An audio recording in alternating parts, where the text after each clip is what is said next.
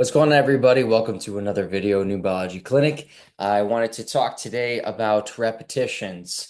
One of the big questions I get all the time is about how many reps should I do, Pat? What is a good amount of reps for each and every move that we do? And it's a loaded question because it does depend on many factors.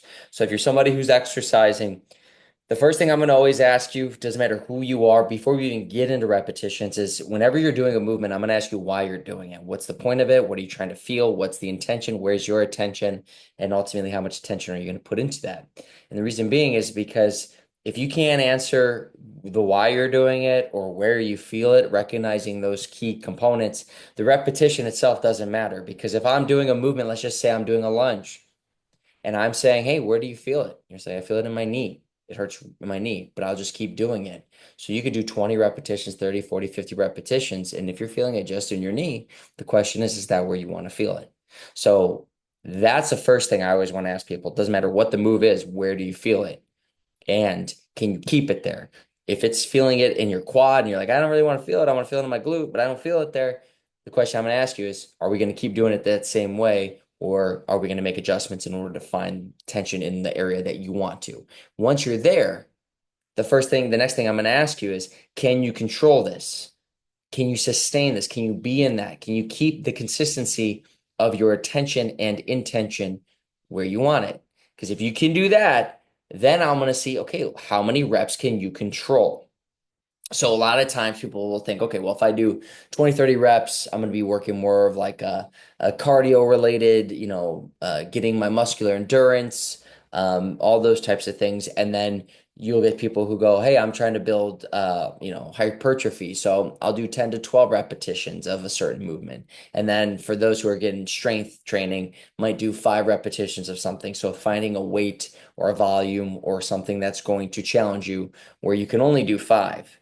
But those repetition numbers, again, don't really have an impact or aren't effective if you aren't feeling it where you're trying to feel it, if that makes sense. So, what I will tend to tell people when they ask how many repetitions is I will say, well, let's start with what you can do. Can you hold this position? Starting there. Usually, the holding, I then will ask, can you do this for breaths? Can you hold this for 5 breaths? Can you hold this for 6 breaths? Can you hold this for 10 breaths? And if people can do that, then I can allows me to see one that they're controlling the breathing under that stress, if they're maintaining the tension where they want to, and that way it allows them an opportunity to see, feel, and experience, okay, this is how I breathe under that stress. Then from there, then I will start to add repetition. Then I'll say, hey, can you maintain that awareness, keep that control, and then go through that motion, whatever it may be. And sometimes people can, and they'll say, hey, I could only do 5 of these. Cool, that's your launching off point. Now, in my group classes, you'll see if you've been there or you would like to join at newbiologyclinic.com, we do group classes. I will put out a number for repetitions. Now, it's because we have a lot of people. There's a different range of people's expertise and their skill levels and their limitations. All these things come into play. And I always tell them this is just a blueprint. You do not have to do this many. This is just something to strive for. But let's focus on these pieces first, these fundamental pieces, so then you can kind of work your way up. It gives you something to strive for. If somebody's really good and they can do that, no problem, they can keep all the pieces, they feel the tension, then I might say, hey, I actually want you to slow it down.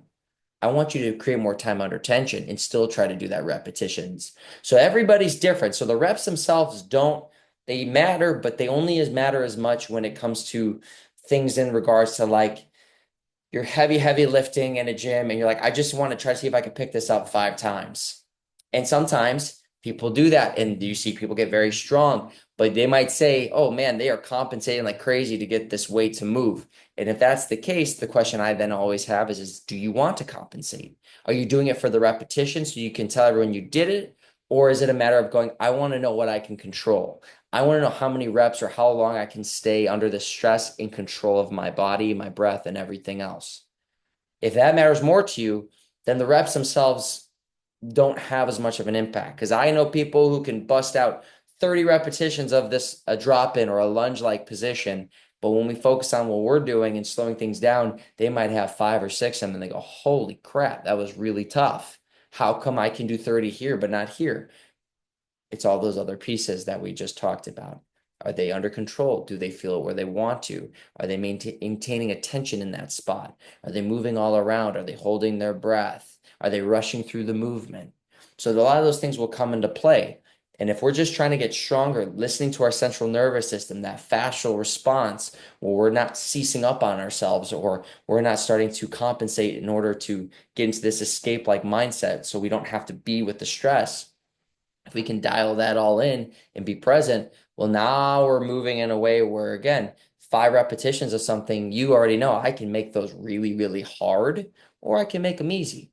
20 repetitions, I can make them really, really hard, or I can make them really, really easy based off of where's my attention, what's the intention of what I'm doing, and then how much tension am I putting into that movement, specifying where I'm putting the energy, where I'm putting my current, where I'm putting my awareness.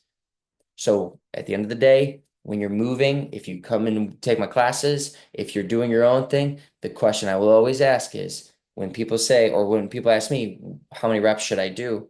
It's always going to start off with, can you figure out where you want the attention and can you sustain that? Focus on breathing. Let your breaths be your reps. 5 breaths, 5 reps. 6 breaths, 6 reps, and stay where you are. Stay with it. Try not to let it go somewhere else. And if it does, and you realize you've only done 3 breaths and you can't get it back where you want it, well, then we know 3 breaths or slow controlled breathing is where our limit is. If that makes sense, rock it out, try that out. If you're doing stuff that is high endurance, see if you can slow it down, gain control. Those are things that I would usually do with anyone that I work with one-on-one or group sessions. So if that appeals to you, you can come join us at newbiologyclinic.com, or you can find individual sessions with me as well, one-on-ones at the New Biology Clinic as well. So, all right, thanks everybody. We'll see you all soon and have a wonderful rest of your week and or weekend. Bye, guys.